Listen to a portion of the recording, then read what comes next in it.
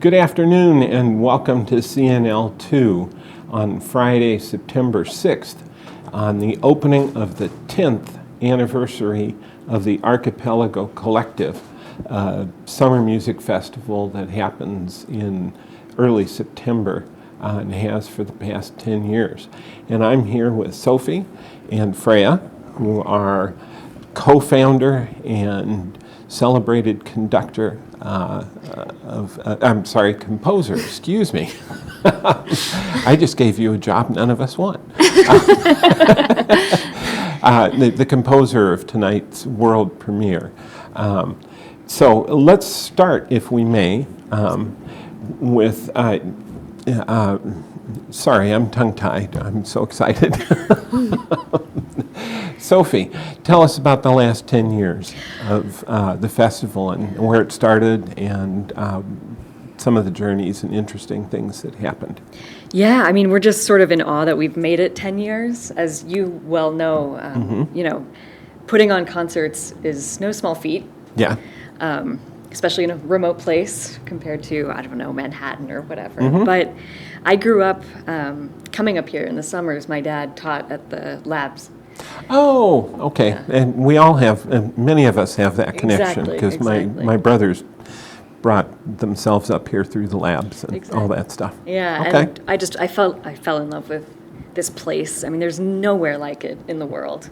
I agree. Yeah. And when I finished grad school, I moved back to Seattle, and I missed the sort of collaboration I was able to do in school, and so I thought, well, I'll bring them all out here and show them what I think is the best corner of the world. Okay. Yeah. Good. And you've added people as time has gone on. Yes. So who would tell us about the people who are familiar to audiences here that are coming back? Yeah, so we sort of have a core group of people that return year after year. You might recognize my co-director and our executive director, Dana Jackson, who plays bassoon quite magnificently. Course. Yes. And our pianist, Elizabeth Dorman, is a repeater. We have 2 7-year musicians this year, which is Nathan Chan, one of our cellists. Right. And one of our violists, Alex Grimes, have both I think they're the old guard at this point. Okay. Yeah. All right. And myself, of course. Of course. Yeah. Okay. And who are the new people that are coming this time? We have 3 first-timers. Okay. Which would be Andrew Gonzalez on viola. He's from the Jasper Quartet. Okay. And Usha Kapoor has come all the way from Berlin to join us. Okay, on violin. Okay, that's right. Okay. And we actually have oboe for the first time this year. Oh, okay. Yeah, I noticed the Britain is on. Yeah, we have Harrison Lindsay from the National Symphony in D.C. Oh, okay. Yeah. Nice. Okay, so you really do have quite a few people of Hift. And we have musicians from Chamber Music Lincoln Center, New York Phil, Philadelphia Orchestra, Seattle Symphony, San Francisco Ballet. Right. Yeah. Right. Yeah. That's fabulous. It is. And we're very appreciative to have that in our midst. Okay. And so tonight we're going to hear a piece that Freya has written for us, and I'd like you to tell us about it if you can. Absolutely. So it's called Pisces. The idea came from thinking about this island that I'd never been to before, but I'd heard so much about. A lot of what I've written over the last few years had been connected to places that I know very well, that my family is from, or I spent my childhood in, that have sort of quite old folklore connected to them. So my family is from Exmoor, which is in the West Country of England. It's, you think of the old moorlands and the wild ponies, and it's where a lot of the sort of folklore about pixies is from. Okay. And, I grew up on also spending summers on the Isle of Skye, which again has a lot of old fairy folklore. But then I was thinking of this completely different island that I'd never been to, and imagining the sort of rhythms of the year, the rhythms of the day, all these different cycles, and that it would have a completely different type of story that people would tell about it who really know it and love it and live in it year in, year out. But so what I was interested in was not sort of researching exactly what it would be like to be here without having been here, Sure. but just that anticipation of a new place, and thinking of the sort of watery world and Okay. of an archipelago. Yeah. So you'll hear in the piece, there's sort of almost semi-folk music-like opening, Okay. sort of imagining like an old horn sort of from a hilltop into the sea. And as you get sort of further into the piece, there's sort of light across the top of the water, and things become a little more playful, and they're sort of dancing amongst the trees, things like that. Okay. And it's written for harp, which of course Sophie is playing. Right. And there's a string quartet, flute, and clarinet. Okay. And the ensemble, they sound beautiful. It's been so wonderful the last 2 rehearsals. Oh, They're so great. thoughtful, and they're such amazing players. Great. Is it? I don't know your compositions terribly well, but one of the pieces I was able to listen to and enjoyed was Ink. To me, that had sort of a free jazz and sort of a joyous spirit to it. Will we find some of that in what you're in Yes. Pisces? I think there's a sort of middle section that you'll listen out for, which has got that spirit to it. Okay. But there's maybe a little bit more mystery in the outer spirits. Okay. And the outer spirits in the outer sections. Uh-huh. In the outer spirits, why not? Why not? Why not? Ink, whereas Ink's very extroverted throughout as a piece, yeah. Okay. Yeah. Yeah, I had noticed that in looking at the program for Saturday, Yeah. for instance, which looks like it's built around bouncing off of what you do compositionally. Messiaen is a composer that's not well known anymore necessarily, but is quite a deeply feeling composer, and it seems like you have some kinship with that kind of music, his work.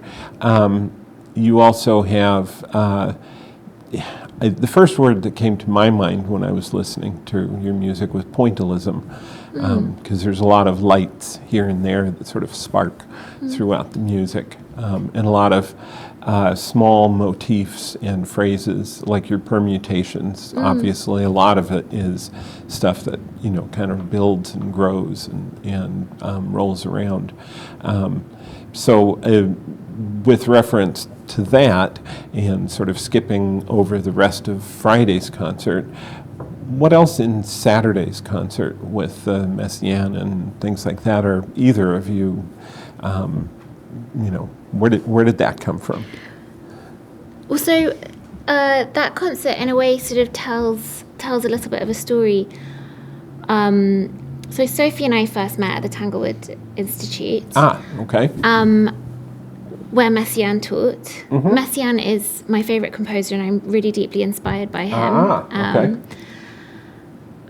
Also, on that programme is Ophelia's Last Dance by Oliver Nussin, who was my teacher and close friend and mentor for many years, who was taught by Messiaen when he was at Tanglewood. The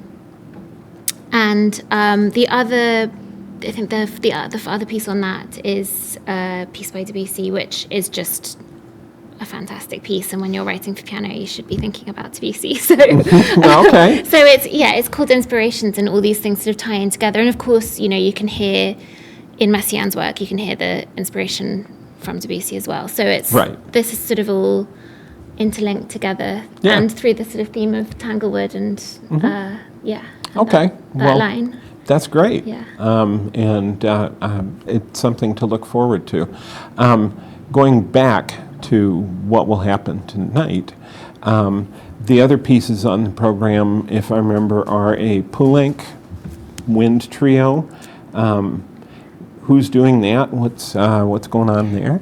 Yeah, so tonight's program, I think, is going to be, I think we're opening the festival with a bang and a Yes. half. Yeah. So tonight we'll start with a Poulenc trio for piano, bassoon, and oboe. Okay. And then we'll be premiering Freya's gorgeous work, which has been an absolute joy to work on this week. Okay. And then we are in for a special treat because our violinist Rachel Ellen Wong, who is a Baroque specialist, will be giving us her rendition of Vivaldi's Four Seasons. Okay. With the rest of the band as the orchestra. Sure. And that one always fascinates me because there are so many different versions that can be done. Can you tell us, will she be trying to be strictly Baroque, or is she going to go Nigel Kennedy on us, or is she... I'm not going to ruin any surprises. Okay. But I will say she is making it very local. Oh, She will be bringing in some San Juan Island flavor to it. nice. And I'm not going to say any more. That's okay. We You'll will have to- all, you'll I have to will be we'll there. all have to be there for that. That's fine. Okay. And moving on, so we have tonight, which is going to be great. And I look forward to a lot. And everybody else does too, because you guys are sold out for the whole run. We are sold out. Yeah. I know. So, yeah, that's great. And I've given away my ticket to somebody who's connected to Freya. So I will be hoping for a standing room seat or a place to be, or I'll be hanging outside with my dog, listening through the doors, and looking forward to what hopefully will happen later, which is that you will have the audio broadcast on King FM as time goes on. Yes, date TBD, but Yeah, but Yeah. we will have a chance to hear all of, and maybe most of the music that's on these concerts And, that way. back to the sold out thing, we do Yeah. have a wait list for concerts. Sure. So if there are no shows, if there are open seats, we will try to get in as many people as we safely can for the fire marshal. Right. That. And every year at the festival, we produce a CD of the last year's highlights from the previous festival. Oh, okay. So those will be available for purchase Nice. next year of this Okay, festival. right, yeah. And then you have the tote bags and other swag. Oh, yeah. And we've done a collaboration with Archipelago Winery. Oh, nice. And so we have a special bubbly rosé that pairs perfectly with chamber music. Okay. Yeah. Oh, good. Well, Marty and company over there will love that. Oh, they'll be Sure there. they They'll be will. at the concert. Oh, good. Of course. Good. Okay, and then we, after tonight, you guys are going to try and rest. Oh, I don't know about that. Yeah, because you guys have a show at 1 o'clock on Saturday, We do. tomorrow. We do. And we talked about that a little bit with that. But what I didn't see in the material the research that I was able to do, is who's performing in it. I assume you will be doing some work. Okay. For tomorrow's afternoon, for the matinee tomorrow, it's actually at the Museum of Art, Yes, it's at Island Museum of Art, which is a beautiful, beautiful venue. It's the Absolutely. big glass. It's gorgeous. Yeah. So actually, the performer for that is George Fu, who I also met at Tanglewood, Okay. and is also Freya's husband, and the premier interpreter of her piano works. Okay. Yeah, Okay. Yeah. So I was able to hear Bad Habit. Is that right? Yeah. Yeah. And I understand that'll be tomorrow also. And Yes, that is will he the be. performer that's on the recording? Yes, so that recording is from his debut album. Yes.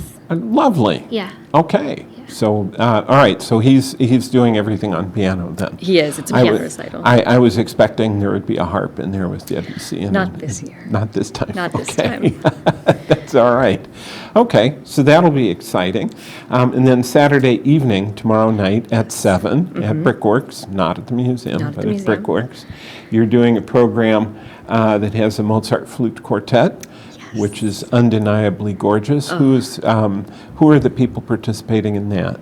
So, yeah, this will be a very fun program. This program, I like to think of it as sort of a grab bag where there's just, you don't know what you're going to get, but it's going to be exciting. Right. So we're starting with a flute quartet by Mozart, and our flute player, Olivia Staton, plays with the Philadelphia Orchestra, but actually her family lives up here on the island. I remember that, yes. Yeah. So that'll be very, very exciting. And then our oboist is being featured in the Britain Fantasy Quartet, Yes. which is so cool. Yeah, lovely. And then we're going to shake it up completely with a harp, viola, and flute trio by Miguel de la Guila, who is Seattle-based. Oh, he's out of Seattle. Okay, another name that I'm not very familiar with, but really want to get to know. So I'm very much excited about that. His music is very inspired by Latin American rhythms and sounds. And so in this piece, the harp is imitating a Paraguayan harp. So I'm playing very close to the neck of the harp and with fingernails to get this sort of percussive sound. Sure, Yeah. sure. Oh, nice. Okay. And then we have an intermission and a Shostakovich quintet. Yeah. Leave you feeling completely devastated at the end of Yes. our concert. I know. He does have a habit of doing that, but Yeah. oh my goodness, is that agony wonderful. It and is. and as a piano quintet, Oof. hard to get any better than that. Yes. Unless you added, of course, a harp. Oh, I don't know.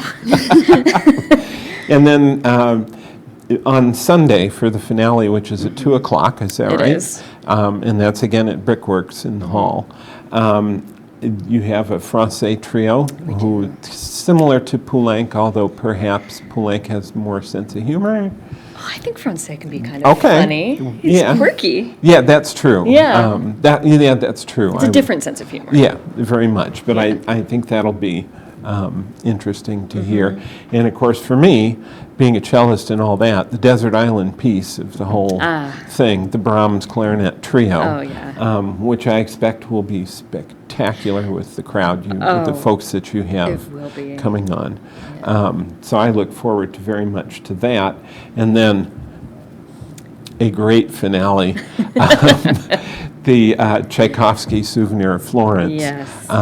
6 string players doing Tchaikovsky, and just yummy. If you can say anything that It will say for itself, but yeah, I mean, the way we program is actually our musicians give us their requests. They give us their Desert Island pieces, and we Okay. program off of that because we want this to be not only great shows for our audience, which it will be, yes, but also sort of a retreat or a creative outlet for our players. Sure. Before the orchestral season starts and the touring season starts. right, right. And the Brickworks is such a good space for it because the acoustics are great, but it's very intimate, Yes. which is how chamber music really should be Oh, very much. experienced.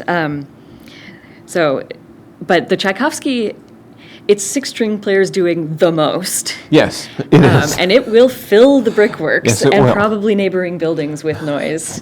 And lovely noise at that. Lovely noise.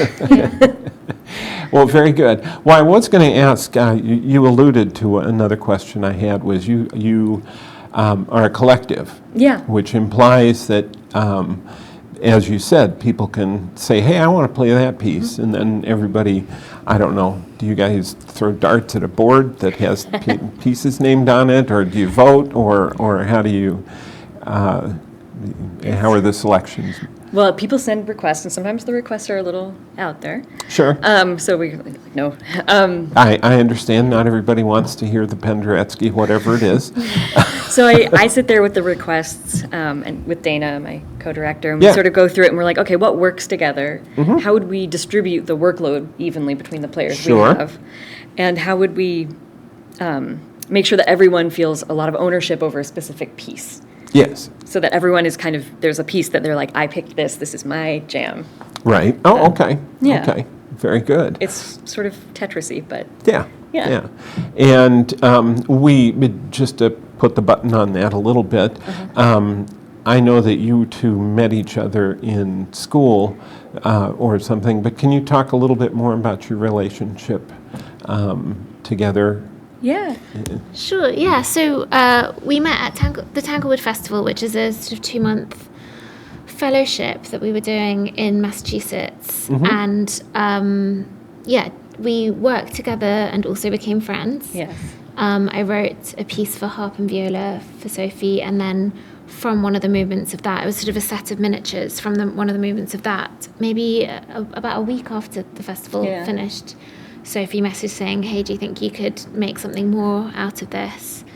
And so I went off and wrote a solo piece for Sophie, which she recorded beautifully. Okay. And we've been sort of just friends since then, and looking for a chance to work together. And and I've been sort of hoping for more chances to write for her.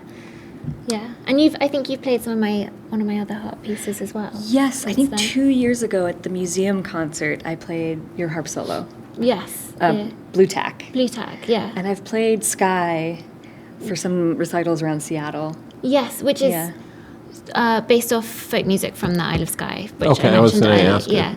And actually one of the pieces that George is playing in the concert on Saturday is sort of related to that piece. So you're gonna recognize bits of it. It's sort of a partner piece. Awesome.